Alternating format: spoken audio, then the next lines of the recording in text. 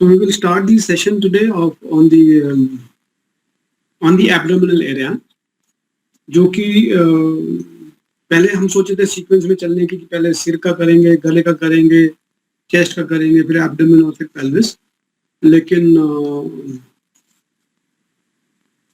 I don't know, जैसे मैं हर बार बोलता हूँ, शायद प्रभु चाहते थे कि सबसे इम्पोर्टेंट चीज सबसे बाद में की जाए और सबसे डिटेल में की जाए। क्योंकि जैसा बोलते हैं कि जो ये सारे रोग हैं, ये सभी के सभी पेट से शुरू होते हैं। और हम लोग ये सोचते हैं कि शायद पेट में मतलब कि खाना डाइजेस्ट नहीं हुआ, जिसकी वजह से ये बीमारी हो गई। या मतलब एक मिस्टिक सा स्टेटमेंट है ये कि सारी बीमारियां पेट से शुरू होती हैं। तो इसलिए ये जरूरी है कि हम इसको पेट को समझ लें। पेट से हमारा अर्थ है द होल खत्म होती है दिस एरिया। ये जो हिस्सा है यहाँ चेस्ट खत्म मानी जाएगी, क्योंकि इसके नीचे की जो रिब्स हैं वो फ्री रिब्स हैं। उनमें वो सिर्फ प्रोटेक्शन के लिए, लाइक लिवर को थोड़ा प्रोटेक्शन हो जाता है इससे, और स्प्लीन को प्रोटेक्शन हो जाता है। लेकिन लंग्स जो है वो यहीं तक खत्म हो जाता है। तो इसके नीचे का हिस्सा और एनस से 5 अंगुल, हरित संहिता में भी ये दिया है, 5 अंगुल ऊपर, that means up to the crown of the, कर सकते हैं कमर के पीछे। कमर के पीछे हम उसको महसूस कर सकते हैं। If I show you with this portion, ये तो यहां तक का जो हिस्सा है, यानी कि आगे अगर हम देखेंगे तो ये यहां तक आ जाएगा, यानी कि it will be somewhere just below the naval. तो ये जो हिस्सा है, ये हिस्सा हम कह सकते हैं एब्डोमिनल कैविटी। और ये एब्डोमिनल कैविटी के अंदर के ऑर्गन जो हैं एसेंशियली ज्यादातर डाइजेस्टिव हैं, लेकिन कुछ एक्सक्रीटरी ऑर्गन जैसे किडनी भी इसके अंदर होती है। ये जो ऑर्गन है सारे के सारे एक तरह के लेयर बाय लेयर एनवेलप्स में होते हैं। एनवेलप या कहें तो बैग्स के अंदर होते हैं, जिसको एक पेरिटोनियल वॉल, पेरिटोनियल कैविटी, ऐसे नीचे वाली पेल्विस कैविटी, ऊपर वाली थोरेसिक कैविटी, उसमें फिर विसरल वॉल यानी कि ऑर्गन्स के अंदर के खुद के बैग्स, फिर एब्डोमेन की वॉल के बैग्स, यानी कि लेयर बाय लेयर एक बैग की तरह ये होते हैं। और ये बैग ऐसे बीच में इनके जगह होती हैं बैग्स के, जहां से कि नसें, ब्लड की आर्टरी, वेन्स, लिम्फ से नर्व्स, ये सब उसमें से पास हो जाती हैं, अंदर निकल जाती हैं। यानी कि बैग्स हैं, बैग्स में छोटे छोटे होल्स हैं जिनमें से ये चीजें पास होती हैं। और सबसे कमाल की बात यह है कि जो 2 हिस्से हैं पेल्विस के और एब्डोमेन के, वो भी डिवाइडेड हैं इन झोलों से, इन बैग से। और उनमें जो लार्ज इंटेस्टाइन है वो भी उस बैग से पास होती है। वो फिर जाके कोलोन, जो आप देखेंगे इस फिगर के अंदर भी आपको नजर आएगी कि वो नीचे से ऊपर की तरफ मुड़ के और फिर वो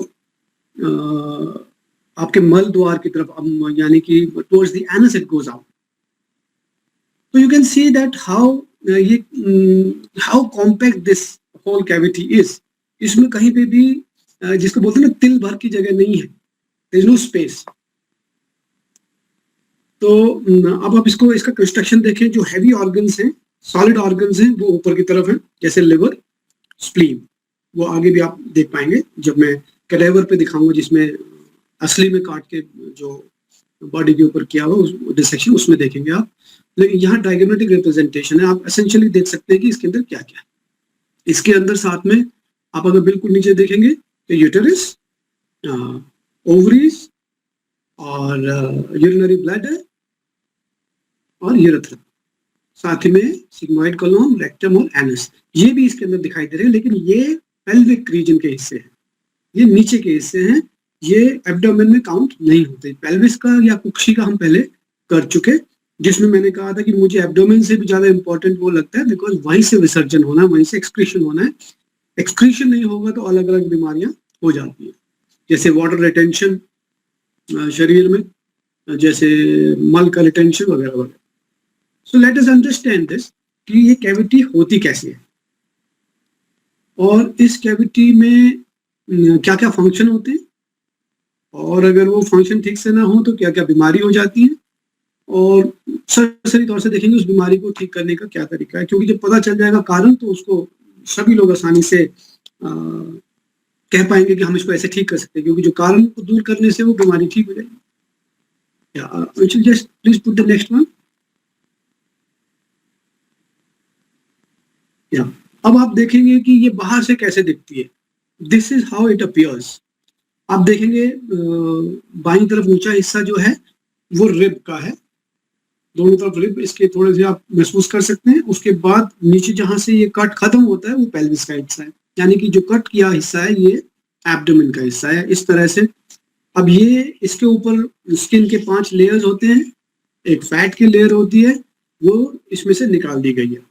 अभी सिर्फ जो रेक्टस एब्डोमिनस मसल्स हैं, जिसको रेक्टस शीट बोलते हैं, जो कि एब्डोमेन को इरेक्ट करने में मदद करती है, तो वो यहाँ पे बस दिख रही है। तो आप देखिए कि उसमें किस तरह से प्रोटेक्शन है, पहले स्किन की है, फिर फैट लेयर की है, और उसके बाद और भी फ्लूइड्स बीच में होते हैं जिनको मैं फैशिया आपको बता रहा था, अलग अलग लेयर्स, फैशियल लेयर्स, वो भी इसके अंदर है। Just go next. या अब आप देखेंगे कि एक लेयर फोल्ड हो गई है और दूसरी लेयर उसने उठा के रखी है, इसको बोलते हैं ऑनमेंटम। पहले भी मैं ये बता चुका था कि ऑनमेंटम एक कनेक्टिव टिश्यू की लेयर है जो कि हमारे एब्डोमेन विसरल ऑर्गन के ऊपर पर्दे की तरह। अब आप आगे देखेंगे तो स्टमक से वो लिपटी होती है, क्योंकि बचपन जब पैदा होता है इंसान तो वो वहीं से बननी शुरू होती है, स्टमक से ही बननी शुरू होती है, यानी कि एक ही जगह से वो बनती है, तो स्टमक से नीचे लटकता है वो पर्दा। ये जो उठाया हुआ है ये पर्दा ऑनमेंटम, ये काटा नहीं हुआ है, ये होता ही ऐसे है ना। सो इसकी आपको इंपॉर्टेंस समझनी जरूरी है। हम लोग सारी बीमारियां सोचने लगते हैं कि पेट के अंदर बीमार हो गया कुछ, और हमको क्योंकि जानकारी नहीं है लेयर्स की, तो हमें ये नहीं पता होता कि ये लेयर में भी बीमारी होती है। और मैं ये अभी मेरे जो खुद के तजर्बा मैंने किया उससे ये मानने लगा हूँ पूरी तरह से कि हमारा शरीर उन अवयव से नहीं है, उन पाचन तंत्र से नहीं है। पाचन तंत्र हमारा शरीर नहीं है, वो तो सिर्फ कह सकते हैं हमारे सर्वेंट है, उस शरीर के सर्वेंट है, सर्विस प्रोवाइडर है। उन्होंने डाइजेस्ट करना और आपको तैयार माल दे देना है। वो माल अपने कहाँ लगाना है, that is your muscles, that is your layers. अलग अलग जो शीट मैंने बताई थी, जहां पूरा फ्लूइड प्लांट मूव करता है, जहां पूरी सेलुलर इंटेलिजेंस वास करती है, यानी कि इन ऑर्गन्स की कवरिंग को भी हम वो मान सकते हैं, लेकिन इस ऑर्गन के अंदर की कैविटी को नहीं मानेंगे। तो वो तो सर्वेंट है, वो तो स्टोर हाउस है, वो वेयर हाउस है, वहां से सामान मिलता है।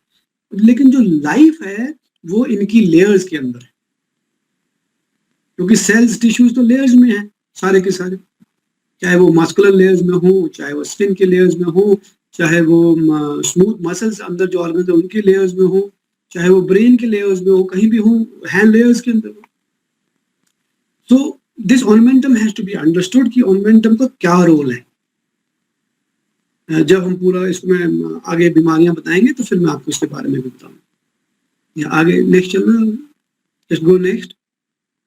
अब आप देखिए ये एब्डोमिनल कैविटी डिसेक्टेड है, जिसके ऊपर से ऑर्मेंटम को साइड में कर दिया है, और ऊपर से जो रेक्टस शीट है वो हटा दी है इसके ऊपर से। तो अब आप इसको आसानी से देख सकते हैं। ये जो एनोटेशन है इसकी वजह से नीचे का हिस्सा शायद नहीं दिख रहा, पर आप फिर भी मोटे तौर पे इसको देख सकते हैं कि सबसे ऊपर आप देखेंगे सफेद कलर का भारी ऑर्गन, जो कि फोटो में के हिसाब से या मेरे हिसाब से दाहिनी तरफ है, फोटो के हिसाब से बाएं होगा। ये है हार्ट, ये दिल है, ये आपके बाकी की फोटो में भी आप देख पाएंगे। इसके बाईं तरफ थोड़ा सा ग्रेश ऑर्गन दिख रहा है जिसको खींच के बाहर निकाल के रखा गया है, ये है लंग्स। अब आप देखिए लंग्स और लिवर का क्या संबंध है, एक दूसरे से ये जुड़े हुए। इसी तरह से हार्ट और लिवर का क्या संबंध है, ये एक दूसरे से जुड़े हुए। आप लिवर के ऊपर देखेंगे कि एक सफेद कपड़ा सा दिखता है, जो कि बाईं तरफ ज्यादा बढ़ा हुआ है और दाहिनी तरफ थोड़ा कम दिखता है। ये है डायाफ्राम। जो कि थोरेसिक कैविटी, लंग्स, हार्ट वगैरह को हमारे एब्डोमिनल कैविटी के ऑर्गन से अलग करता है। ये ही वो ऑर्गन है जो कि प्राणों का संचालन करता है। इसी से नर्व्स, फ्रेनिक नर्व्स जिनको बोलते हैं, वो ऊपर दिमाग में और बाकी जगह में कनेक्शन स्थापित करती हैं और डिसाइड करती हैं कि किस रेट पे ब्रीदिंग होनी है, क्या रिक्वायरमेंट है और किस रेट पे हमने ब्रीथ करना है। ये मैं इसलिए इसके ऊपर जोर दे रहा हूँ कि शायद मैंने इंडिविजुअली तो बताया था, लेकिन कलेक्टिवली मैं ये पहले नहीं बता पाया कि जो हमारे योगिक साइंस है या वैदिक आयुर्वेदिक साइंस है, उसमें ये सब बोलते हैं कि प्राण से ही जीवन है। प्राणों का सही संचालन होने से जीवन का सही संचालन हो जाएगा। और हमारे जितने भी योग के दर्शन है, उनमें भी प्राणों के ऊपर ही सबसे अधिक महत्व दिया है, यानी कि प्राण के संचालन से ही शरीर का सारा संचालन होता है। अब मॉडर्न साइंस भी अब इस नतीजे पे पहुंचती जा रही है। वो भी ये मानते हैं कि डायफ्रामिक मूवमेंट जो है वो ही डिटरमिन करता है, ना कि थायराइड ग्लैंड, की आपका मेटाबॉलिक रेट क्या होगा। थायराइड ग्लैंड तो उसका एक स्लेव है, उसका एक वर्कर है, जिसको वो मैसेज देता है कि अब मैं भाग रहा हूं, मुझे ज्यादा एनर्जी की रिक्वायरमेंट है, तो आप ज्यादा बना दिए। It is not the brain, it is the direct connection of the diaphragm. Diaphragm से नर्वस डायरेक्ट और इनडायरेक्ट कनेक्शन पूरे विसरल ऑर्गन के साथ है, यानी कि एब्डोमेन में जितनी भी कैविटीज के अंदर या पेल्विस कैविटी के अंदर ऑर्गन्स हैं जिन्होंने मेटाबॉलिक एक्टिविटीज करनी है, उन सब का कनेक्शन डायरेक्टली और इनडायरेक्टली डायफ्रामिक मूवमेंट से है।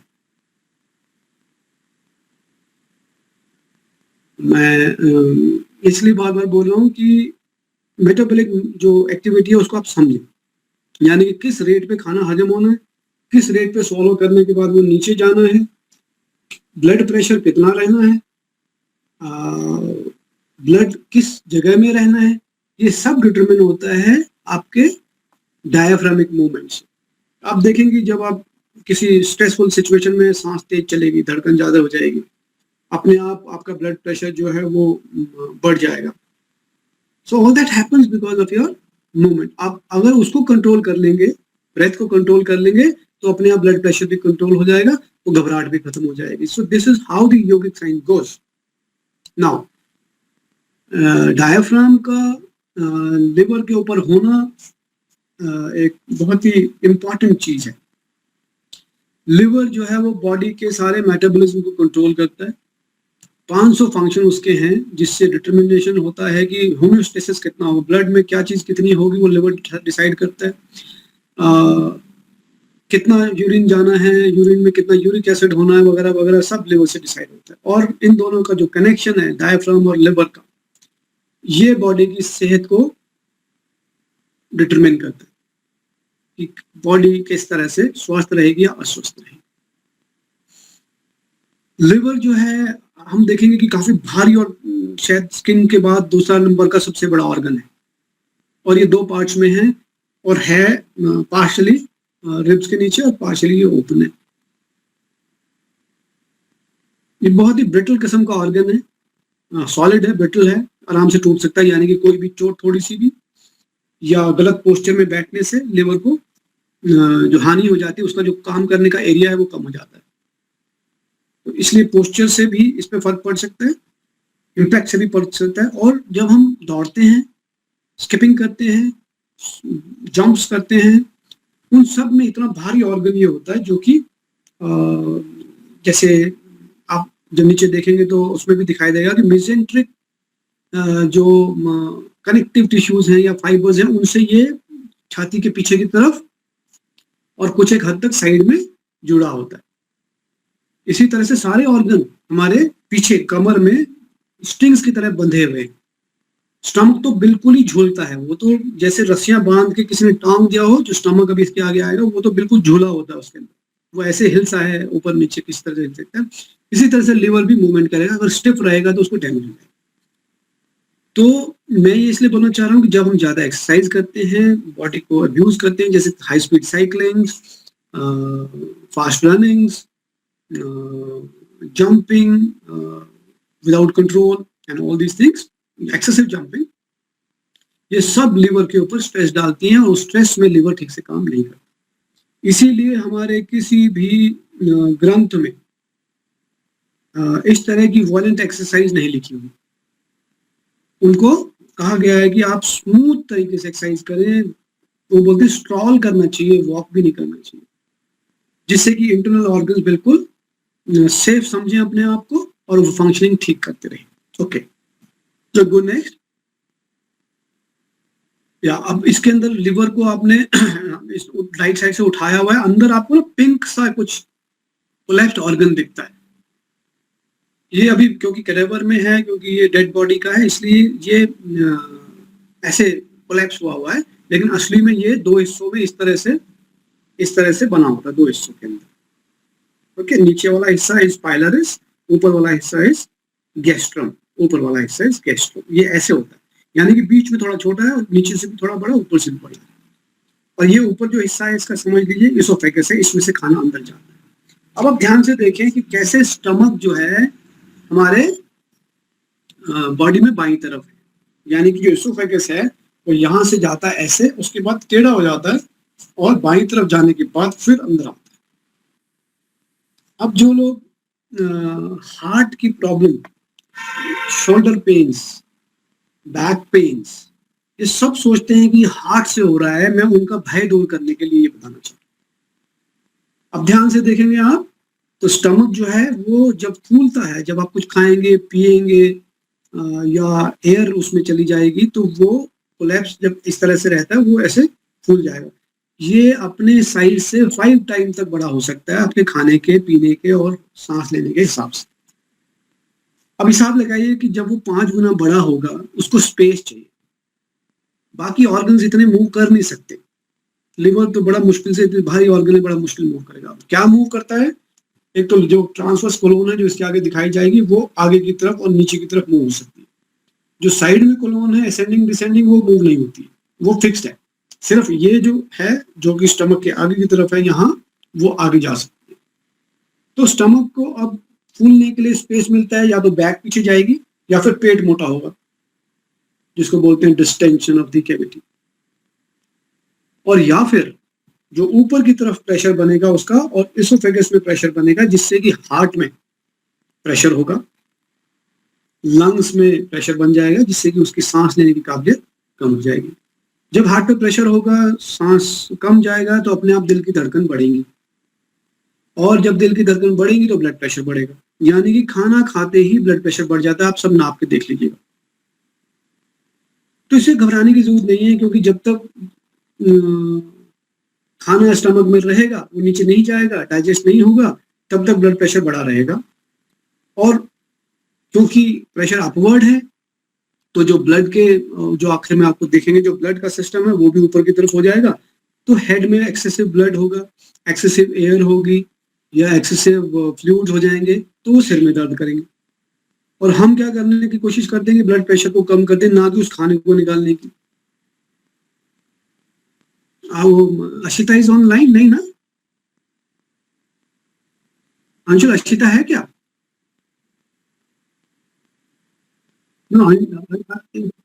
नहीं है ना। वो अशिता इज क्लासिक एग्जाम्पल। उसको भी रिसेंटली ऐसे ही हुआ, खाना वो गया नहीं नीचे, जिसकी वजह से डिस्प्नी हो गया, उनको बहुत तेज सांस लेना पड़ रहा था, दिल में बहुत घबराहट हो रही थी और सिर पूरी तरह से बहुत जोर से दुख रहा था। अब अगर बाहर किसी को वो दिखाते तो वो ब्लड प्रेशर नापते और बड़ा हार्ट की दवाइयां लेनी शुरू कर दो। पर जो लोग थे वहाँ, या अभी आप बाद में भी बात करके भी चेक कर सकते हैं कि किस तरह से जब वो खाना निकलता चला गया तो किस तरह से उनके वो जो प्रॉब्लम है सिर की, हार्ट की, डिस्प्ले की, सब कैसे खत्म।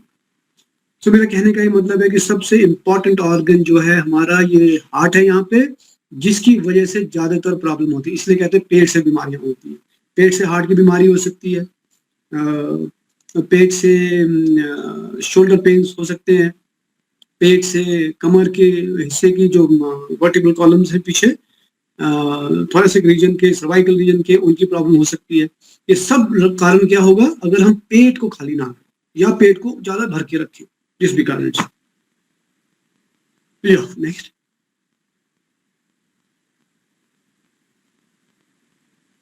अभी आप इसमें एक स्प्लीन देख सकते हैं। स्प्लीन भी एक इंपॉर्टेंट ऑर्गन है सर्कुलेटरी सिस्टम का और डाइजेस्टिव सिस्टम का। ये लिवर के साथ बिल्कुल मिल के काम करता है। आज जो डार्क ब्राउन राइट साइड में देख रहे हैं, जिसको ग्लव्स वाले है, हाथ से पकड़ा गया है, बाहर खींचा गया है इसको, ये एक्चुअल में स्टमक के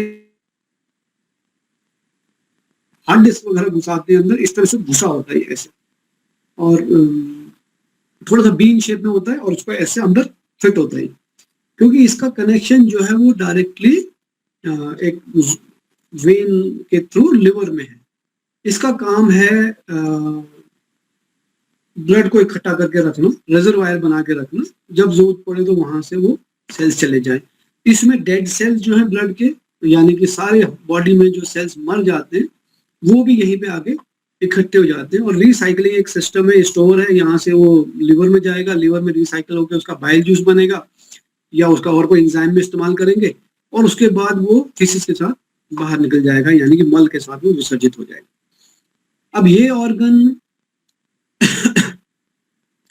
ज्यादा कब काम में आता है? जब लिवर खराब होता है, यानी कि जब लिवर खराब होगा तो उसमें जो इनलेट है, लिवर के अंदर जो ब्लड आना है स्प्लीन से, वो फिर नहीं आ पाता, या उसमें रेस्ट्रिक्शन हो जाती है, उसमें रुकावट आ जाती है, जिसकी वजह से स्प्लीन जो है वो बढ़ना शुरू हो जाता है। फिर हमारे बाईं तरफ जैसे आप रिब के नीचे हाथ लगाएंगे ऐसे करके थोड़ा सा भी, तो आपको पेन होगा, बड़ा जोर से दर्द होगा, और एसेंशियली आपका पेट फूला रहेगा।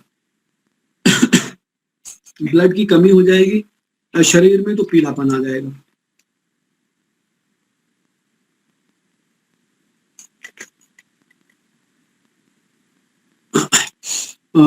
हेपेटाइटिस वगैरह जिसको बोल देते हैं, एसेंशियली होता वही चीज है, लेकिन हम देखते हैं कि क्या वायरस आ गया, हेपेटाइटिस ए है, बी है, लेकिन है प्रॉब्लम क्या कि लिवर के अंदर से ब्लड पास नहीं हो पाता, वो स्प्लीन में इकट्ठा हो जाता है और स्प्लीन बढ़ जाता है। That is what it is, simple. So spleen एक एसेंशियल ऑर्गन है।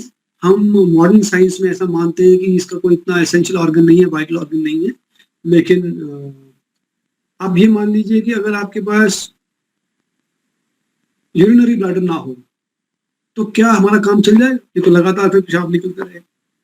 इसी तरह से अगर ये स्प्लीन ना हो तो हमारे पास ब्लड का रिजर्वायर नहीं होगा, और हम हमेशा ब्लड की जो रिक्वायरमेंट है उसको मीट नहीं कर पाएंगे, या कभी कम रहेगा या कभी ज्यादा रहेगा। जो रिक्वायर्ड ब्लड लेवल है या हेमोस्टेसिस लेवल है वो मेंटेन नहीं हो पाएगा। ओके, अगर हम इसको आयुर्वेद के दोष की दृष्टि से देखें तो ये पित्त का ऑर्गन है, यानी कि जो पित्त एक्टिविटी है कैटेबोलिक की, वो होती है यहाँ पे, या उसका वेस्ट प्रोडक्ट यहाँ पे इकट्ठा होता है। इसी तरह से लिवर भी एक पित्त का ऑर्गन है, जो कि उसको चीजों को तोड़ के आपकी बॉडी के लिए अवेलेबल कराता है। स्टमक भी पित्त का ऑर्गन है, जो कि चीजों को तोड़ के, खाने को तोड़ के आपकी बॉडी के लिए अवेलेबल कराता है। इसी के नीचे एक ग्लैंड होता है पैंक्रिया, जो इसमें शायद नहीं दिखाई दे रहा, जिसका काम है बॉडी के प्रोटीन लेवल्स या एडिपोज लेवल्स, या किस तरह से फैट्स और प्रोटीन्स का बैलेंस बॉडी में रहेगा।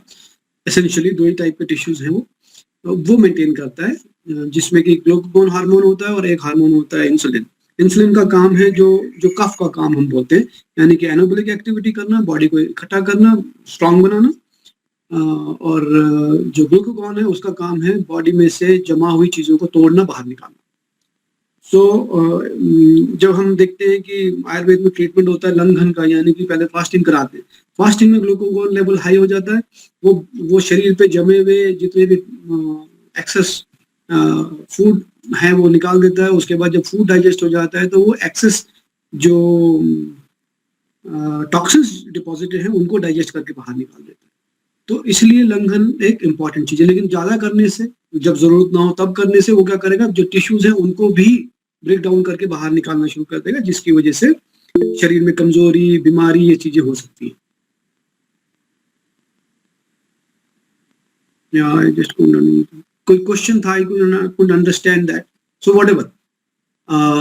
सो इट है, ये हमें समझना जरूरी है कि ये ऑर्गन ऊपर की तरफ है यहाँ पे, और जब भी हमारा ऊपर का हिस्सा फूले तो मान लेना चाहिए या तो लिवर में सब प्रॉब्लम आई, या स्प्लीन में प्रॉब्लम आई, पैंक्रियाज में आई, या फिर स्टमक में आई। एक किसी चीज में समस्या आई है, और उसके जो सिम्टम्स हैं पेट के फूलने के बाद, या श्योरली। सो पेट के फूलने के बाद इसके बाकी जो सिम्टम्स आते हैं, किसी के कान में रिंगिंग साउंड क्योंकि प्रेशर बढ़ता है ऊपर की तरफ, head pains, migraines, weight gains, body imbalances, vertigo, ये सब चीजें इस कारण से हुई। ये जो ऊपर का मैंने इससे आपको बताया एब्डोमेन के, इनमें त्रुटि होने से ये सब चीजें हो जाती है, और इनसे एसोसिएटेड बाकी चीजें भी, जैसे दांत का गिरना, स्पेशली नीचे वाले दांतों का गिरना, टूटना, दर्द होना, वो भी इसके कारण से होगा। हो सकता नहीं, होता ही है, क्योंकि ये तो अभी मैंने पूरा एक्सपेरिमेंट करके देख लिया। जैसे ही आपका वो ऑर्गन ठीक होते हैं, दांत का दर्द खत्म हो जाता है, कान की रिंगिंग खत्म हो जाती है, सिर का प्रॉब्लम सब खत्म हो जाती है। So this is short thing now. या गो नेक्स्ट।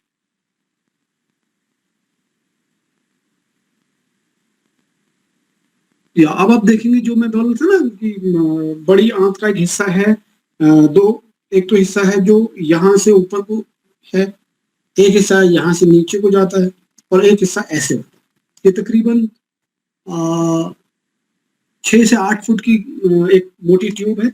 अगर आप फर्स्ट वाले उसको देखेंगे डायग्राम में, उसमें बीच में एक रिब है, उसके बीच में स्पाइन सा बना हुआ है, यानी कि वो भी इस तरह से 2 हिस्सों में, बीच में से ये हार्ड है, पतली है, जैसे आप देख सकते हैं ऐसे, और दोनों साइड में ऐसे बड़ी है, इस तरह से है, यानी कि गोल है लेकिन 2 हिस्सों में है। तो आप कभी कभी ये देखेंगे कि अब जो मैंने तजर्बा किया, या जो मॉडर्न साइंस के हिसाब से भी, जो फेरेंजिस में भी 3 मसल्स है, एक सेंटर में और 2 बाहर की तरफ है। एसोफेगस भी इसी तरह से 3 स्मूथ मसल्स से कंट्रोल होता है, एक साइड से या बीच में से, या साइड दूसरी साइड से। लार्ज इंटेस्टाइन भी, स्मॉल इंटेस्टाइन भी, सभी के सभी ऐसे हैं। ये एक ट्यूब जीभ से शुरू होती है और एनएस तक एक ही ट्यूब है। सिर्फ क्या है कि एवोल्यूशन के टाइम पे, या जब हम बड़े होते हैं, तो वो ट्यूब कहीं से फूल के बड़ी हो जाती है, जिसको स्टमक बन जाता है। फिर वो ट्यूब मुड़ के पतली बिल्कुल बनती है, तो स्मॉल इंटेस्टाइन बनती है। फिर आगे जाके थोड़ी और बड़ी होती है, 2 हिस्सों में ऐसे हो जाती है, तो लार्ज इंटेस्टाइन। इसमें आप देख सकते हैं, जैसे अंशुल ने भी दिखाया। तो जो आप अपने बाएं देखेंगे ऊपर की तरफ जाते हुए, आप देख सकते हैं इसमें आसानी से। ये आप देखेंगे लिवर के नीचे घुसती है यहाँ, जिसको बोलते हैं hepatic flexus of the colon. फिर वो नीचे आती है, क्योंकि ये हिस्सा फिक्स्ड है, ये हिलता नहीं है, ये हिस्सा हिलेगा नहीं इसका। उसके बाद ये आगे यहाँ से आएगी ऊपर, और फिर यहाँ से जाएगी। ये हिस्सा जो है ऊपर वाला, जैसे मैंने बताया, ये ऐसे हिल जाता है, हिल सकता है, क्योंकि इसको स्टमक को जगह देनी है, इसको लिवर को जगह देनी है, लंग्स को जगह देनी है, डायफ्राम को जगह देनी है, इसलिए ये हिल सकता है। तो भगवान देखा किस तरह से ये बना हुआ है। फिर नीचे जाने के बाद ये पेनिट्रेट करता है पेरिटोनियल कैविटी को, और पेल्विक कैविटी के अंदर ये सिग्मोइड कॉलोन, जो मुड़ा हुआ हिस्सा आपको दिखता है ऐसे, अब यहाँ पे वो 2 मुड़े हुए हिस्से हैं इसके, एक यहाँ एक यहाँ। यहाँ पे अपेंडिक्स दिखाई देगा आपको, आप फोटो में देखेंगे, और इस साइड में एनस और रेक्टम और एनस दिखाई देगा, दोनों साइड में आपको इस तरह से नजर आएंगे। यही 2 जगह हैं जहां पे कोलिकीज होते हैं। कोलिकीज मतलब रुकावट पैदा होती है, यानी कि एक तो होगी पेट में नीचे कूल्हे की साइड में, दूसरे इस साइड में, तीसरी यहाँ पे, और चौथी यहाँ। क्यों?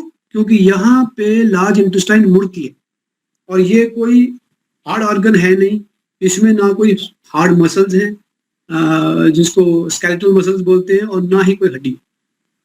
तो ये ट्यूब है जो एकदम कोलैप्स हो जाती है।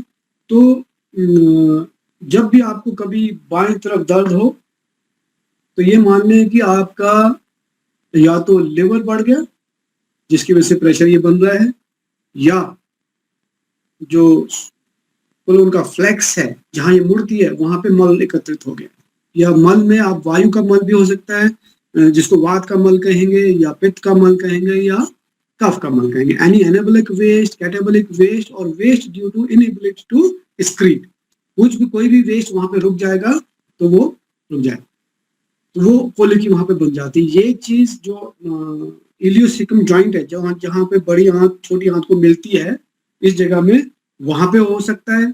जहाँ वर्मीफॉर्म अपेंडिक्स होती है, लोग बोलते हैं अपेंडिक्स बेकार है, लेकिन मैं बोलता हूँ सबसे काम की चीज है, क्योंकि जब वहां दर्द हो मान लेना चाहिए कि हमारा डाइजेशन ठीक नहीं है और मल जो है वो टॉलरेंस लेवल से ऊपर चला गया इंटेस्टाइन में, और तुरंत हमें उसकी लंघन की आवश्यकता है या विरेचन की आवश्यकता है, या जैसे भी कोलोन वॉशिंग की रिक्वायरमेंट है, तुरंत मान लेना चाहिए।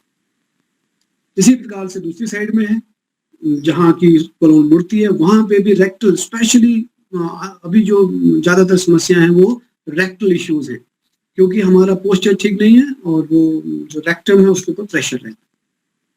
अब इन दोनों फ्लैक्चर की वजह से जो नीचे के हैं एब्डोमिनल फ्लैक्चर, जो नीचे वाले जहाँ ये मुड़ती है कनाल, या जहाँ पे दोनों आंत मिलती हैं, या जहाँ आंत मुड़कर रेक्टम में मिलती है, इनके रुक जाने से कमर में दर्द होना, लंबर और सैक्रल डिस्क का स्लिप होना, प्रोट्रूजन्स हो जाना, पैरों में, जैसे मैंने पिछले लेक्चर में भी बताया था या सेशन में, कि पैरों में दर्द होना, सभी बीमारियां पैरों की, चाहे वो वेरिकोज वेन्स हो, चाहे वो आर्थराइटिक पेन्स हो, किसी भी तरह का आर्थराइटिस, ओस्टियो हो, या किसी भी तरह का नेक्रोसिस हो, सब बीमारियां वो इस कारण से बनती।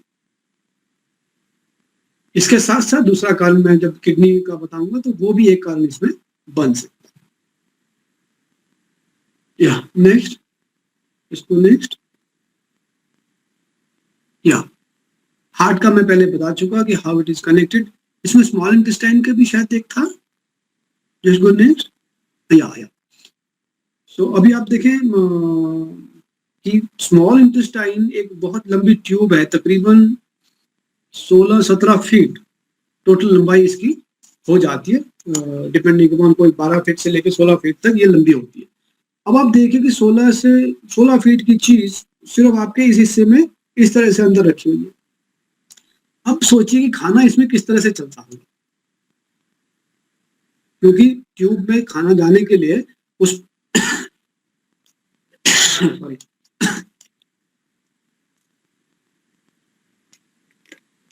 खाना जाने के लिए आवश्यक है कि पाइप सीधा हो, पानी निकलने के लिए पाइप सीधा हो। तो अब ये पाइप सीधा होना तो असंभव सा है, इट इज नॉट पॉसिबल।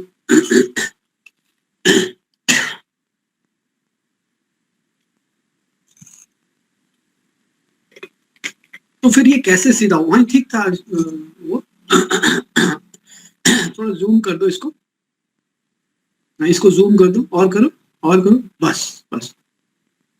तो अब आप देखो कि ये आंत जैसे पाइप है वैसे नहीं दिख रही आपको, ऊपर इसके पाइप है और पीछे ये ऐसे, जैसे ये पाइप है तो पीछे ऐसे फाइबर से जुड़ी हुई है ये ऐसे, ठीक है, और ये फाइबर पीछे हमारी कमर से अटैच्ड है। इनको बोलते हैं मेसेंट्रिक अटैचमेंट या मेसेंट्रिक कनेक्टिव टिश्यू, और इसके बीच में पूरे फैट्स भरे होते हैं जिनको बोलते हैं मेसेंट्रिक फैट्स। अब आजकल के पहले मत से क्या है कि सिर्फ पेरिस्टाल्टिक मूवमेंट, यानी कि आंत अपनी ताकत से खाने को आगे भेजती है, लेकिन जो हमारे ग्रंथ हैं आयुर्वेद के या योग के वैदिक ग्रंथ, उसमें लिखा हुआ है कि खाना जो है वो वायु के दबाव से मूव होता है। तो अब आप यहाँ खुद देख सकते हैं, क्या आंत अब इतनी ताकत इसमें है कि इतनी इकट्ठी हुई जगह में क्रैम्प्ड अप स्पेस के अंदर अपने आप इसको खाने को निकाल सके? ये संभव सा लगता है। तो आज अभी जो मॉडर्न रिसर्चेस हैं वो सामने आई हैं, और उसमें ये चीज सामने आई है कि जो एब्डोमिनल प्रेशर है और प्रेशर ग्रेडियंट, यानी कि दोनों का डिफरेंस प्रेशर का, एयर का between the thoracic cavity between the middle abdomen, lower abdomen and pelvis, वो डिटरमिन करता है कि कितने अच्छे से आपका खाना इसके अंदर मूव करेगा, या और भी कोई भी चीज, ब्लड भी इसके अंदर कैसे मूव करेगा, वो उससे डिटरमिन होता है। ये आजकल लेटेस्ट रिसर्च में प्रूव हुआ है। और वो ये भी मानते हैं कि जो इंटेस्टाइन है ये अपने आप पूरी सीधी नहीं हो पाती, इसलिए जो पीछे मिजेंट्री है या जो कनेक्टिव टिश्यूज हैं ये एक मसल्स की तरह काम करते हैं, यानी कि आपकी जो एक्सटर्नल मसल्स हैं सांस लेने से छोड़ने से, ये मिजेंट्री इसको खींचती है और सीधा करती है। यानी कि पाइप का हिस्सा जो ऐसे मुड़ा है, इसमें से एक तार इसको ऐसे खींच देगा, दूसरा तार इसको दूसरी साइड से खींच देगा, ऐसे उस हिस्से को सीधा कर देगा। जब वो हिस्सा सीधा हो जाएगा, इसमें से भोजन आके यहाँ पहुंच जाएगा, तो ये हिस्सा फिर से यहाँ से मुड़ जाएगा और ये अगला हिस्सा जो है मुड़ा हुआ, इसको फिर सीधा किया जाएगा। सो ये सीक्वेंशियली इसको खींचातानी इसमें चलती रहती है, और जिससे वो खाना प्रेस होके आगे की तरफ चलता रहता है। ये सिर्फ प्रेशर से खाना जाग नहीं सकता। इसीलिए हमारे ग्रंथ में दिया है कि खाना खा के क्या क्रिया करनी चाहिए। वो बोलते हैं कि खाना खा के हम 7 कदम चलना चाहिए, वॉक करना चाहिए। वॉकिंग से क्या होगा, जो मिजेंट्री है इसको स्पेस मिलेगा, जो प्रेशर ग्रेडियंट एयर का है वो डायफ्रामिक मूवमेंट से वो ठीक हो जाएगा, स्टमक से खाना नीचे चला जाएगा आसानी से। जो खाना स्मॉल इंटेस्टाइन में था वो प्रेस होके लार्ज इंटेस्टाइन में चला जाएगा, जहाँ की उसने जाके एब्जॉर्प्शन होना है, स्टोर होना है, या रेक्टम में चला जाएगा। जब हम वॉक कर लेंगे धीरे धीरे, धीरे धीरे तेज करेंगे तो फिर स्ट्रेस में आ जाएगा, धीरे धीरे वॉक करेंगे, जिसको स्ट्रोलिंग बोलते हैं, आफ्टर डिनर स्ट्रॉल, तो खाने के बाद। उसके बाद वो बोलते हैं कि बाएं करवट घड़ी 2 घड़ी लेटना चाहिए, यानी कि consciously we have to lie down on the left side so as to allow, जैसे मैंने स्टमक का आपको बताया था, स्टमक इस तरह से टेढ़ा जाता है फिर ऐसे मुड़ता है, तो आप ऐसे अगर लेटेंगे तो स्टमक का जो वॉल्व है ऊपर वाला वो खुला होगा, उसमें खाना आसानी से इसोफेगस से अंदर चला जाएगा, और वो अंदर जाके खाना, क्योंकि घड़ी 2 घड़ी मतलब अराउंड 1 आवर। अराउंड 1 आवर में क्या है कि जो फूड का इमल्सिफिकेशन है या उसका ब्रेक डाउन है इनटू शाइन, वो 1 घंटे में पूरा हो जाता है स्टमक के अंदर। तो देखिए हरित संहिता जो कि पता नहीं कितने हजारों साल पहले लिखी थी, उसमें समय दिया है कि कितने समय आपको बाईं तरफ लेटना है जिससे कि वो निकल जाए। फिर आपने सीधी करवट, यानी कि उसके बाद सीधे होकर लेट जाना है, जिससे कि आपका जो ड्रेनेज इनटू ड्यूडेनम है वो क्लियर हो जाए। अगर आप ऐसे लेटे रहेंगे तो ड्यूडेनम प्रेस रहेगा और खाना उसमें नहीं जाएगा, इसलिए उन्होंने 1 घंटे बाद सीधे हो लेट जाए और सो जाए। अब सोना क्यों इंपॉर्टेंट है, जैसे मैंने एक बार पहले बताया था, सिंपैथेटिक पैरासिम्पैथेटिक सिस्टम के अंदर जब आप सोएंगे तो पैरासिम्पैथेटिक सिस्टम एक्टिवेट होगा, जिससे कोई स्ट्रेस नहीं होगा, आसानी से जो अंदर के ऑर्गन है अपना काम करते चले जाएंगे। लिवर के लिए ब्लड अवेलेबल होगा, वो आसानी से पूरे प्यूरिफाई कर पाएगा। जो प्यूरिफाई करेगा तो वहां पे लिवर के अंदर वो कम हो जाएगी, तैयार हो जाएगा रिसीव करने के लिए दूसरे ब्लड को, जो कि आपके डाइजेस्टिव सिस्टम से अभी डायरेक्टली आता है, जिसको पोर्टल सिस्टम बोलते हैं। पोर्टल सिस्टम यानी कि इन सभी डाइजेस्टिव ऑर्गन से वो फूड डाइजेस्ट होके ब्लड में जाता है, और ब्लड सीधा ही लिवर में चला जाता है, और लिवर से फिर वो न्यूट्रिएंट ब्रेकडाउन होने के बाद वो हार्ट में जाता है, हार्ट से लंग्स में जाता है, ऑक्सीजनेट होके फिर वो बाकी शरीर में सभी हिस्सों में चला जाता है। किडनी से जो भी हिस्सा वो चीजें मूव कर जाती है। तो जब आप सो जाएंगे तो खाने का जो डाइजेशन है वो भी ठीक होगा, क्योंकि blood availability to the visceral organ is more. Digest होने के बाद उसका जो एसिमिलेशन है ब्लड में वो अच्छा होगा, क्योंकि ब्लड का जो वॉल्यूम है लिवर में वो कम हो गया है, उसने डाइजेस्ट करके उसको निकाल दिया बाहर, आपके बाकी हिस्सों में ब्लड चला गया है जो विसरल ऑर्गन है। तो बड़ा आसानी से ब्लड एसिमिलेट होगा सारा सारा उसमें न्यूट्रिएंट, और फिर वहां से वो लिवर में चला जाएगा, जहां से लिवर भी आसानी से उसको ब्रेक डाउन कर पाएगा, because all blood is available for breaking down and purification. So this is so important, this rituals of eating food and after eating food which were given in our books. Modern तरीके में ऐसा नहीं हो पाता, हम लोग खाना खाते हैं और तुरंत काम पे चल पड़ते हैं, जिसकी वजह से भोजन नीचे जाता ही नहीं है। फिर हम ग्लू सेल, और फिर हम बोलते हैं हमें आईबीएस हो गया, या डाइजेस्टेंट से एसिडिटी हो गई, ये सब चीजें होने लगती हैं। So all this all this happens not because कि वायरस आ गया, बैक्टीरिया आ गया और उसने इन्फेक्शन कर दिया। ऑल दिस हैपन्स क्योंकि हम मल एकत्रित कर लेते हैं जो कि नीचे मूव नहीं होता है। फिर कॉन्स्टिपेशन की शिकायत हम बोलने लग गए, कॉन्स्टिपेशन हो गया। ये मैं बताऊं कि जो जहां स्मॉल इंटेस्टाइन स्टमक में मिलती है लिवर के नीचे, वो है सिग्नल पॉइंट या वो है कंट्रोल पॉइंट आपके मल के विसर्जन का। जब यहाँ पे उसको पता चलेगा कि आपका खाना जो है वो ठीक से डाइजेस्ट हो गया ये वाला, तब वो सिग्नल देगा स्मॉल इंटेस्टाइन को कि आप इसको लार्ज इंटेस्टाइन में भेज दो। जब तक वो डाइजेशन कंप्लीट नहीं होगा, स्मॉल इंटेस्टाइन में भोजन रुका रहेगा।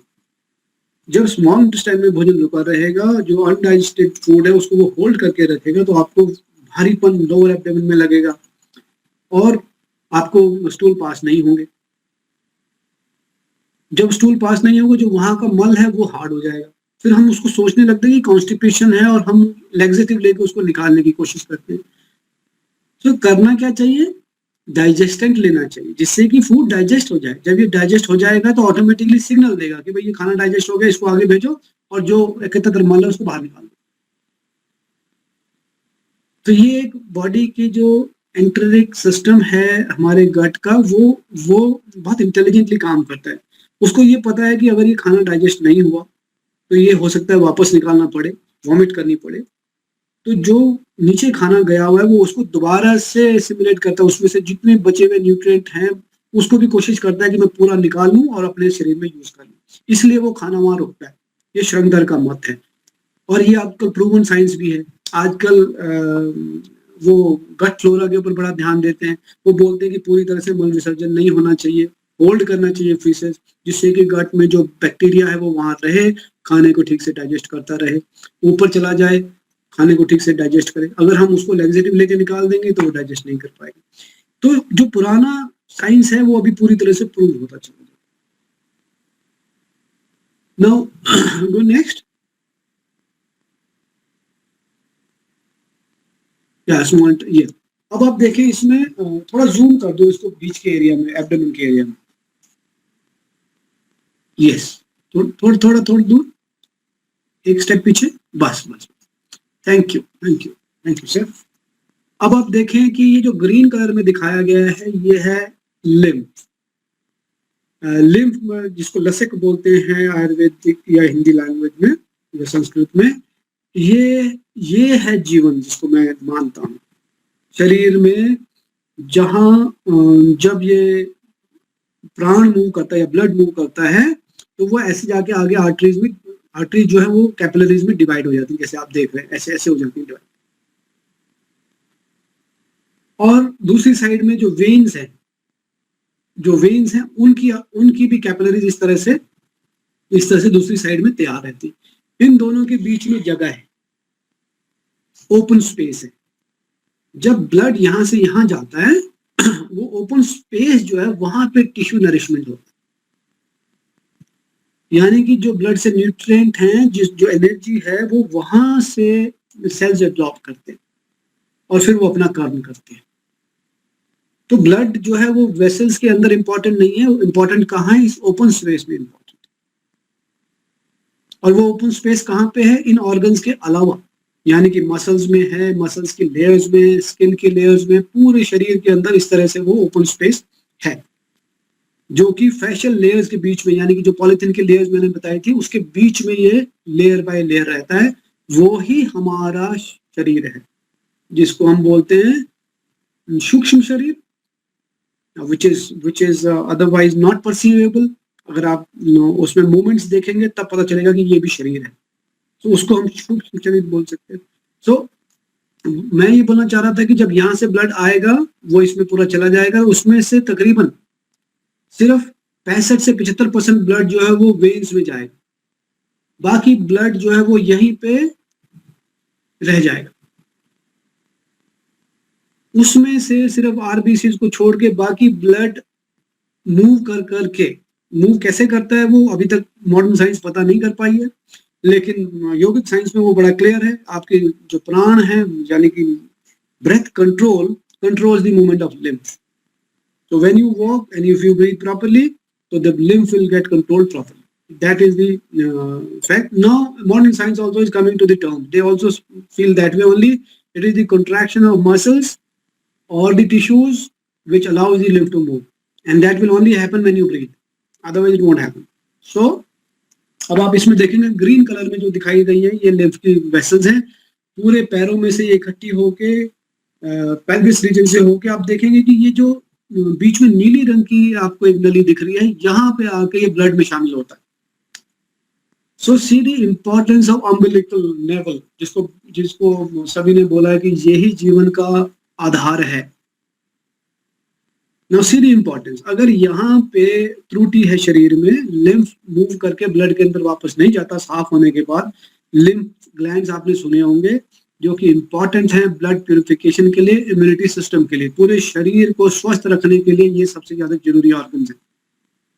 ये जो आपको हरे रंग की तार जैसे दिख रही हैं या ट्यूब जैसे दिख रही हैं, इनमें बीच बीच में ऐसे ग्रंथि हैं बनी हुई, बीच में ऐसे ग्रंथि हैं ऐसे वाली, और बहुत सारी ग्रंथि है, स्पेशली ग्राइन में और हमारे यहाँ के एरिया में गले में बहुत ज्यादा ग्रंथि हैं, और उन ग्रंथि में ही ब्लड का प्यूरिफिकेशन होता है. यानी कि जितने भी फॉरेन मटेरियल्स हैं, डेड मटेरियल्स हैं, वो वहां से उससे अलग कर लिए जाते हैं.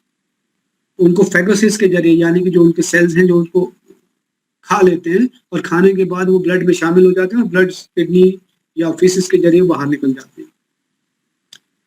So this lymphatic system is more prominent in the abdomen, आप अगर देखेंगे, और पेल्विस. यानी कि जितना आपका इम्यूनिटी है वो किस पे डिपेंड करती है, आपके गट पे. अगर गट ठीक होगा, लिम्फ का मूवमेंट सही होगा, प्यूरिफिकेशन सही होगा, तो आपकी इम्यूनिटी ठीक रहेगी. अब इम्यूनिटी से जो है वो एक अलग टॉपिक है, वो बाद में मैं आप लोगों को कभी समझाऊंगा कि किस तरह से मॉडर्न इम्यूनिटी जो है ये एक मिथ है, एक मिथ्या है, और किस तरह से ये मतलब हमारे खुद के अपनी रिस्पॉन्सिबिलिटी से हमें दूर कर देती है. इन द सेंस कि मॉडर्न सिस्टम में बोलते हैं कि इम्यूनिटी जो है इनेट है और वो बाहर के बैक्टीरिया को मारने के लिए बनी हुई है. यानी कि बैक्टीरिया रिस्पॉन्सिबल है हमारी इल हेल्थ का, यानी कि वायरस रिस्पॉन्सिबल है हमारी इल हेल्थ का, यानी कि फंगस है हमारी इल हेल्थ की रिस्पॉन्सिबिलिटी. उससे क्या होता है, साइकोलॉजिकली वी थिंक ये तो वायरस आ गया, अब मैं क्या करूं, ये बैक्टीरिया आ गया, अब मैं क्या करूं, जिसकी वजह से we are not conscious about our anatomy, physiology and consequent maintenance of our health. तो उस पर हम कभी बाद में बात करेंगे, जब किसी रोग के बारे में बात करेंगे तो शायद उसमें डिटेल में चलेंगे. या नेक्स्ट चलना,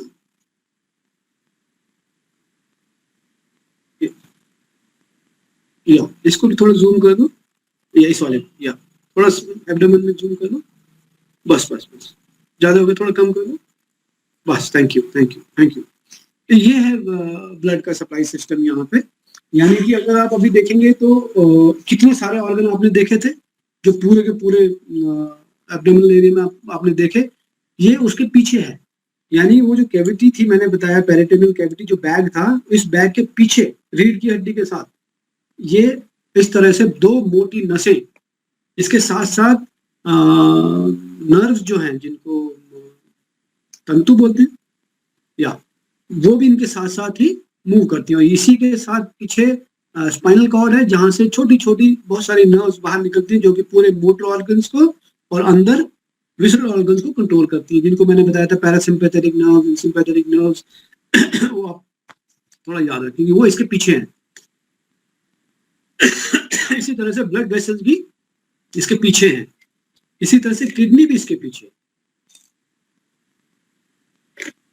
अब आप अंदाजा लगाइए, थोड़ा सा सोचिए, इमेजिन करिए कि अगर आपका पेट फूला हुआ है, यानी कि हार्ट के नीचे स्टमक था, आप इसमें हार्ट देखकर थोड़ा पीछे करना प्लीज.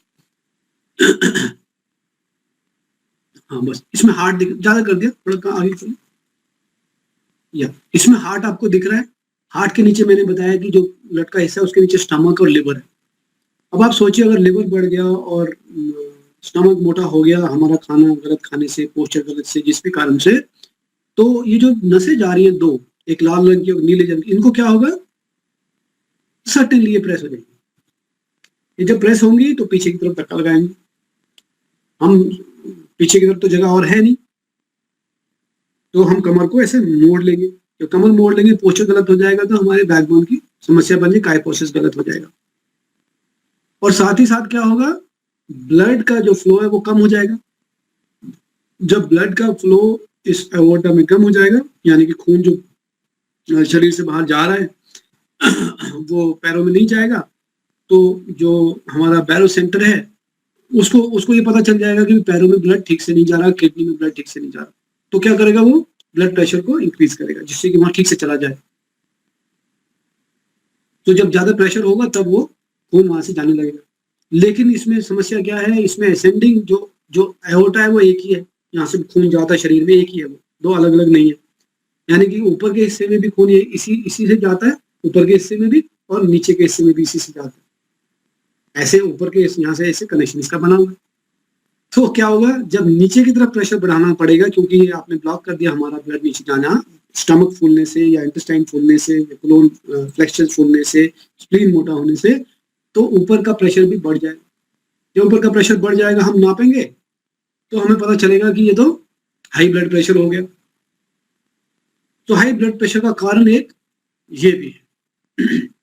इसी प्रकार से आप देखेंगे दो इसमें गोले दिखाई देते हैं नीचे की तरफ, जहां रिब्स खत्म होती हैं, यहाँ पे पीछे दो गोले हैं, ये किडनीज है। थोड़ा जूम कर देते हैं किडनीज के ऊपर।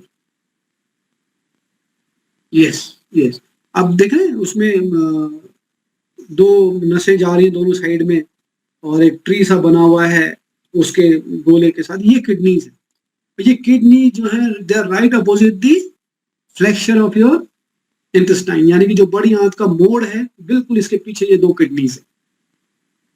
अब आप सोचिए कि जब आपका फ्लेक्शन बढ़ गया या खाना उसमें रुक गया, एयर रुक गई, जो कुछ भी रुक गया और ब्लॉक हो गया, तो इन किडनी पे क्या होगा, इन पे प्रेशर पड़ जाएगा। जब किडनीज पे प्रेशर पड़ेगा तो इनका जो यूरिन आउटपुट है, निकलने का, यूरिन निकलने का है या ब्लड अंदर जाने का, वो कम हो जाएगा।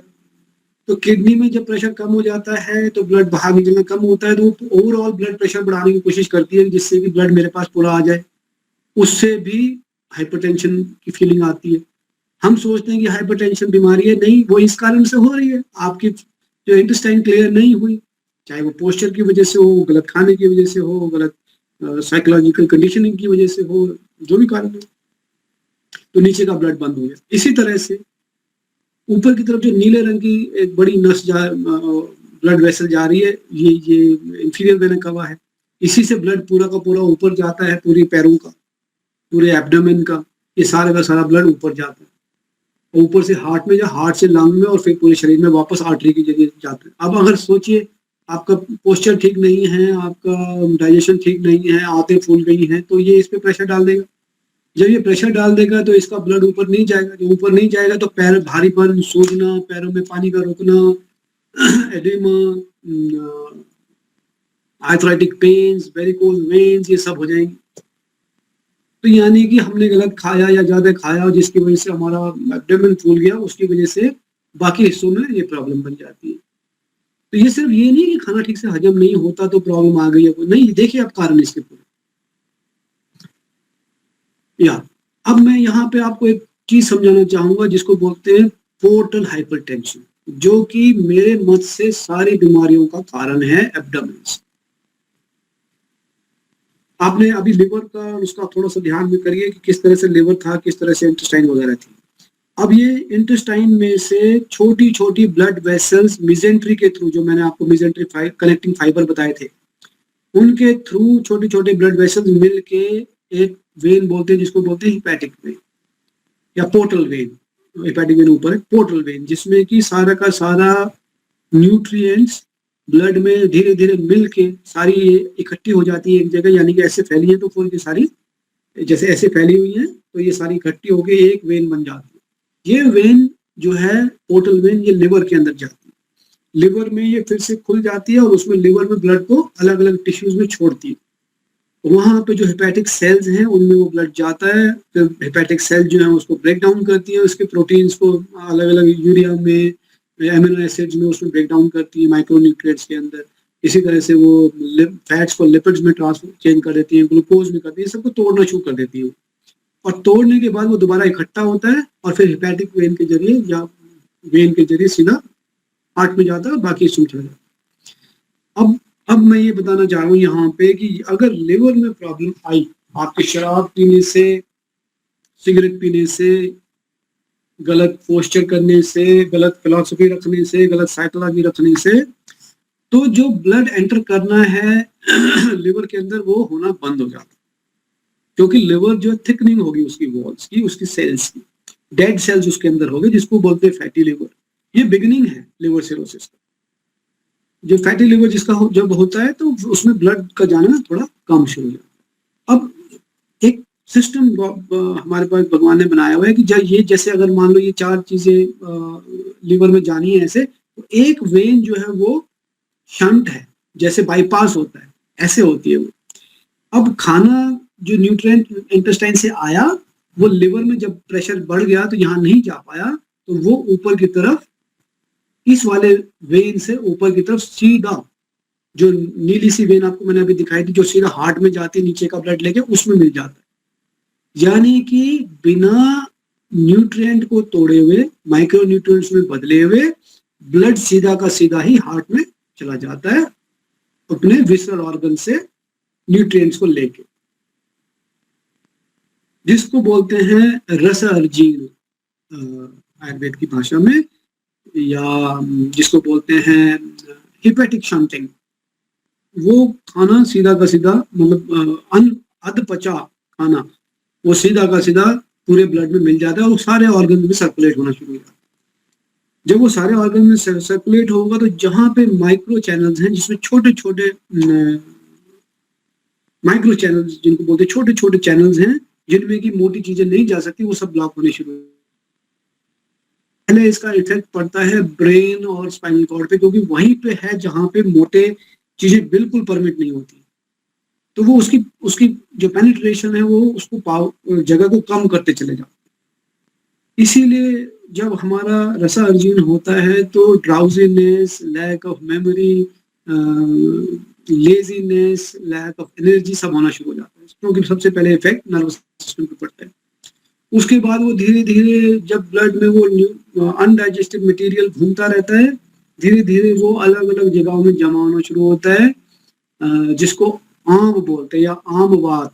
आम is this undigested food and vata is the blood or the energy carrying this undigested food to various places in the body।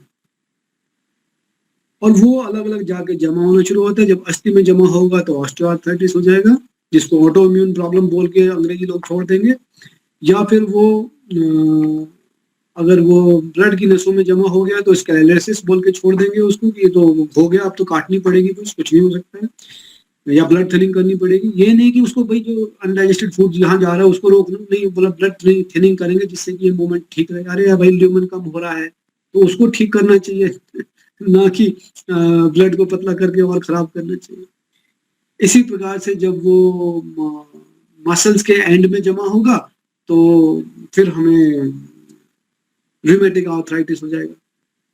तो इसी प्रकार से जब वो नर्व्स के एंडिंग में जमा होगा तो हमें फिर वो जनरलाइज्ड माइग्रेन पूरे शरीर में, जिसको माइल्जिया बोलते हैं, पूरे शरीर में पेन होने शुरू हो जाएंगे। तो सब चीजों का कारण कहाँ बना? एब्डोमेन कैविटी के अंदर। अगर पावर हाउस में बिजली गंदी बन रही है तो फिर गंदी ही जाएगी, लो वोल्टेज ही जाएगी, और लो वोल्टेज से सारे इक्विपमेंट खराब हो जाएंगे। तो इसलिए जरूरी है कि हमारा जो गट है उसकी हेल्थ बनी रहे। और वो हेल्थ खराब क्यों होती है? जैसे मैंने बताया, शुरू में बताया था हमने कि रोग के कारण, उनमें मैंने बताया था गलत भोजन, सेंसेस का गलत उपयोग, इंद्रियों का, या अधिक उपयोग, एक्सेसिव यूज और wrong use of the senses, wrong postures, wrong conduct. These are the reasons for improper behaviour of your. इसके अलावा चौथा कारण कोई नहीं है। इसमें नहीं कह सकते हम कि बैक्टीरिया चला गया उसने कर दिया, वायरस चला गया उसने कर दिया, फंगस चला गया उसने कर दिया, क्योंकि ये सब जीवाणु विषाणु तभी जाएंगे जब उनको कोई मल एकत्रित मिलेगा जिसको उन्होंने खाना है, अदरवाइज वो शरीर में रह नहीं पाएंगे। तो कारण हमें पता चल गया, अब उसका निवारण भी हम बड़े सिंपली कर सकते हैं। पोस्चर ठीक रखिए, भोजन करते समय, सोते समय, चलते समय, उठते बैठते समय, बोलते समय, प्राणों का आयाम ठीक रखें। When we are talking, when we are sleeping, प्राणों पे ध्यान दें। एक्सेसिव यूज ना करें सेंसेस का। आंखों को आप ज्यादा यूज करेंगे, फेशियल मूवमेंट ऊपर हो जाएगा, पूरा फ्लूइड मूवमेंट अप हो जाएगा, रिक्वायरमेंट ऑफ ब्लड बढ़ जाएगी ऊपर, तो ऑटोमेटिकली स्टमक में ब्लड कम होगा, डाइजेशन खराब हो जाएगा। So wrong and excessive use of sense, सुनना, देखना, सूंघना, ये ज्यादा करने से, कुछ भी एक्सेसिव करने से जब ये प्रॉब्लम हमारी सारी बन सकती है। So don't use it. Don't see the television too much. Don't see the phones too much. Uh, Try to sit in the right posture, down below on the earth. अभी एक कोई पेशेंट मुझे कल परसों बता रहे थे कि मेरा बहुत दिल कर रहा है, मैं चटाई पे नीचे ही सो रहा हूँ, ऊपर ना सो। वो कारण यही है कि उनकी जो नर्वस सिस्टम है वो डिरेंज हो गया है because of deposition of the all wrong material they, क्योंकि खाना ठीक से हजम नहीं हो रहा, लिवर से पास नहीं हो रहा, तो वो सारा जमा हो गया। और जिसकी वजह से उनके सिर में सबसे पहले जो लक्षण यही होता है कि मेरा अब वात के प्रकोप में जमीन से कांटेक्ट होने से जो स्टैटिक एनर्जी है या इलेक्ट्रिसिटी है वो इजीली कंडक्ट हो जाती है, जिससे रोगी को आराम मिलता है। तो जब भी वात का प्रकोप हो, साथ में पित्त हो, तो जमीन पे लेट के सोने से बहुत जल्दी आराम आ जाता है। जब भी डाइजेशन ठीक ना हो, गैस ज्यादा बन रही हो, आप नीचे जमीन पे स्ट्रेट लेटेंगे, बाईं तरफ होके हार्ड सरफेस के ऊपर, आपको 1 घंटे में आराम आ जाएगा। लेकिन अगर आप वही क्रिया बेड के ऊपर करेंगे, स्पेशली पंखा चला के एसी में, सेकंड फ्लोर, थर्ड फ्लोर के ऊपर या ऊंची जगह पे, मुश्किल होगा। तो बड़ा आसान तरीका है इसका उस रोग को ठीक करने का है। इसी प्रकार से जैसे अजीर्ण हो, खाना नीचे की तरफ नहीं जा रहा है, आपका एब्डोमेन फूल गया, यानी कि लंघन की रिक्वायरमेंट, आप खाना बंद कर दीजिए। जब वो स्टमक खाली हो जाए, अगर नहीं खाली हो रहा है तो आप उसके लिए कुछ ना कुछ औषधि ले लें। औषधि जैसे त्रिफला, एरंड का तेल, उसके लेने से वो क्लियर हो जाएगा। सेंधा नमक, ये चीजें लेने से स्टमक की क्लियरेंस हो जाएगी। और अगर कोलिक की जो है वो नीचे इंटेस्टाइन में वहां बन रही है, तो शंख भस्म, कौड़ी भस्म या शंखवटी, इन चीजों के लेने से वो जो कोलिक की है वो खत्म हो जाएगा, और जो मस्कुलर स्ट्रेंथ है वो वापस आ जाएगी, और उसमें से खाना ठीक चला जाएगा। और अगर प्रॉब्लम और ज्यादा नीचे है, पेल्विस रीजन में है, तो एनिमा, चाहे वो तेल का, घी का, औषधि का, पानी का एनिमा, वो लेने से आराम आ जाएगा। सो यानी कि कंजर्वेटिवली ये आसानी से ठीक होने वाली चीजें हैं। जब आप समझ जाएंगे इंटेस्टाइन किस तरह से है, आप सीधे लेट जाएंगे तो इंटेस्टाइन खुलेगी, सोएंगे इंटेस्टाइन खुलेगी, गैस पास हो जाएगी, खाना पास हो जाएगा, मैं ठीक हो जाएगा। लेकिन अगर हम उसको रोक देंगे, उस क्रिया को, तो फिर हेपेटिक हाइपरटेंशन हो जाएगा, पोर्टल हाइपरटेंशन हो जाएगा, जिसकी वजह से फिर वो वाटर रिटेंशन शुरू होगा, जिसकी वजह से बाकी सारी बीमारी जो मैंने बताई। So now we should be clear generally after this session की स्टमक लेड आउट है कैसे, इसको रखना, इरेक्टस एब्डोमिनस मसल्स को अच्छे टाइट रखना क्यों जरूरी है, पीछे की ग्लूटस मसल्स को टाइट रखना क्यों जरूरी है, पैरों को ऐसे खोल के बैठना क्यों जरूरी है, ये सब हम तभी अब जान पाएंगे, क्योंकि वो तो ऑर्गन नहीं तो बेचारे क्रैम्प हो जाएंगे, उसमें तो खाना डाइजेस्ट होगा ही नहीं। तो डाइजेस्ट करने के लिए उनको जगह देने की आवश्यकता है। अब जगह देंगे तो खाना आराम से जाएगा। तो सिद्धासन अपनाएं, बड़ी आसानी से सारा के सारा भोजन डाइजेस्ट होगा। वज्रासन अपनाएं, पूरा का पूरा भोजन आसानी से जाएगा। So this has to be understood. So generally I have covered how the abdomen is laid out.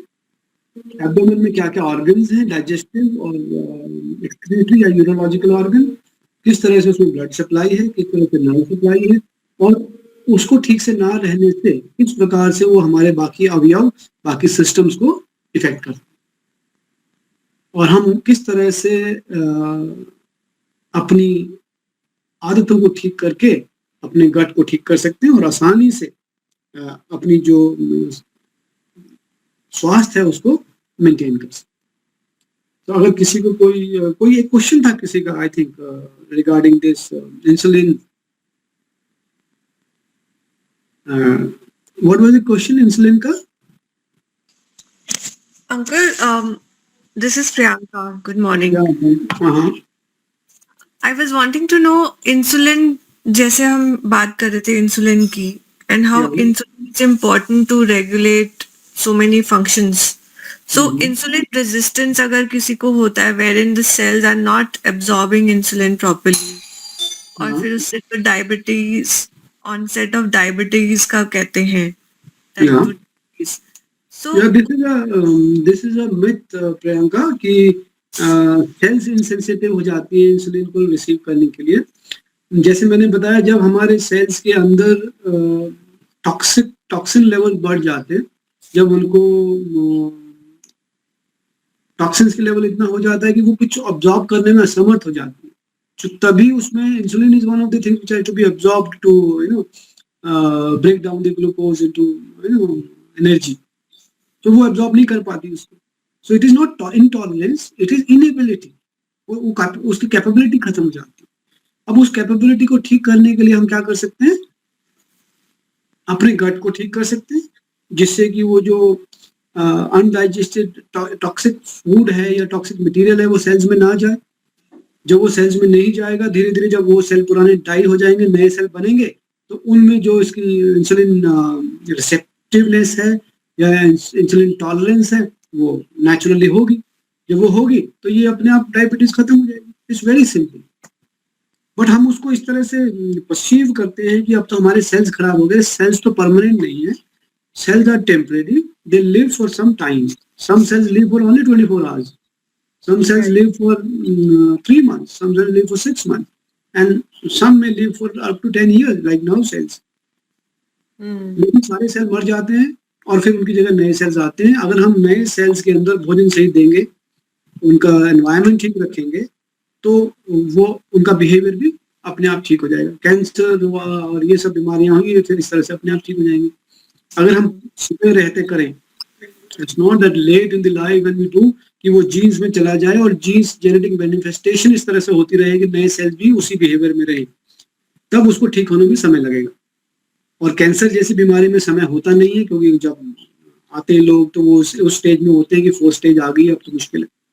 लेकिन इंसुलिन इंटॉलरेंस या डायबिटीज ये ठीक होने वाली चीज है। ये तो over a period of time, किसी का 2 साल में, किसी का 10 साल में ठीक हो जाता है। We have a patient Mrs Zubeda और हुमेर इज देयर। वो अभी 10 साल से डायबिटीज की दवाई खा रही थी, अभी ठीक हो गई। She is not taking any medicine. Hmm. So it is a myth, it is a fear which is created, and it is not the truth actually. ये सब So ठीक होने वाली चीजें हैं। So, what if we have taken medicines to, allopathic medicines to cure this thing?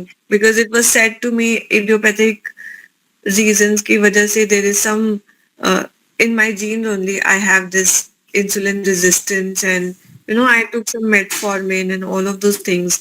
तो अब वो system से निकलेंगी कैसे, और how to counter it with the facts that we know through Ayurveda? या so first is that fear साइकोसिस दिमाग से निकालना है हमने, कि ये Right. ऐसी ऐसी चीज है जो कि अब ठीक नहीं हो सकती। It is not that. ठीक है, जैसे मैंने बताया, इवन द जीन्स मैनिफेस्टेशन या उनका जो जेनेटिक मैनिफेस्टेशन या जो उनका रिप्रेजेंटेशन है to do the body function, वो 45 दिन से लेके 10 साल के अंदर चेंज हो जाता है। यानी कि अगर आप इन्वायरमेंट सही होंगे, सही देंगे, जैसे किरण बेदी ने जेल में किया था लोगों के साथ, हाँ. तिहाड़ जेल में, तो लोग ठीक हो गए थे। इसी तरह से जेनेटिक रिप्रेजेंटेशन और मैनिफेस्टेशन भी ठीक हो सकता है अगर आप कॉन्टिन्यूसली उसको अच्छा इन्वायरमेंट दें, बॉडी के अंदर, बॉडी के बाहर। तो वो ऑटोमेटिकली जीन जो है नेक्स्ट में थोड़ा सा मॉडिफिकेशन होगा, उसकी नेक्स्ट सेल में मॉडिफिकेशन होगा। तो हर जनरेशन की सेल में थोड़ा थोड़ा मॉडिफिकेशन होता चला जाएगा और वो ठीक है। अब एनवायरनमेंट को ठीक करने के लिए अलग अलग हमें कर्म करने होते हैं। एक तो जैसे मैंने बताया था, आध्यात्मिक कर्म, दैविक कर्म और शारीरिक कर्म। यानी कि you have physical karma, then you have psychological karma, karma और the action, and then you have philosophical actions. ये सब हमें करने चाहिए जिससे कि एनवायरनमेंट चेंज हो जाए और हमारे सेल्स जो है वो ठीक से बिहेव करना शुरू कर दे, उनको फियर ना रहे किसी चीज का। उसके साथ साथ हम कुछ औषधि का प्रयोग भी कर सकते हैं, जैसे अकीक भस्म जो है, जो कि एक कोरल है, कोरल से बनी हुई है अकीक भस्म। इसी प्रकार से I am forgetting the name, एक दो और कोरल सी प्लांट्स के वो हैं which are helpful in detoxifying the effect of these chemicals which linger on in the cells in the genes। तो वो उसमें बड़े इफेक्टिव, आसानी से उसको निकाल देते हैं। मैंने शायद किसी को अकीक भस्म भी दी भी है, जिसको बहुत ज्यादा उन्होंने दवाइयां खाई थी, तो उससे काफी फर्क पड़ता है उससे।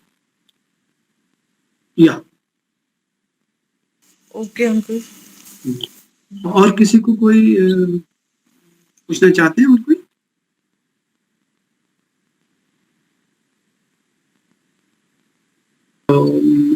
Generally we have covered the whole body now. अगले सेशन से वी विल लुक फॉर, जैसे मैंने कहा था कि हम या तो रोग से उसको शुरू कर सकते हैं, कोई रोग ले लें और फिर उसके कारणों को देखें और उसके निवारण को देखें। निवारण में हम आयुर्वेदिक और योगिक क्रियाएं ये डाल सकते हैं, उसी में आसन फिर आ जाएंगे, उन आसन का डेमोन्स्ट्रेशन हो जाएगा। सो ये आप डिसाइड कर लीजिए and let us see how we proceed ahead. So next Sunday we shall have another session on either on a disease or on a asan or a medicine, that how these medicine and a combination of asan will cure so many diseases। Or we can have is we take one disease and then say कि what all asan and what all medicine will cure this। So whatever format we want to follow वो आप मुझे बता दीजिएगा decide करके, and we will go ahead with that। Thank you, धन्यवाद।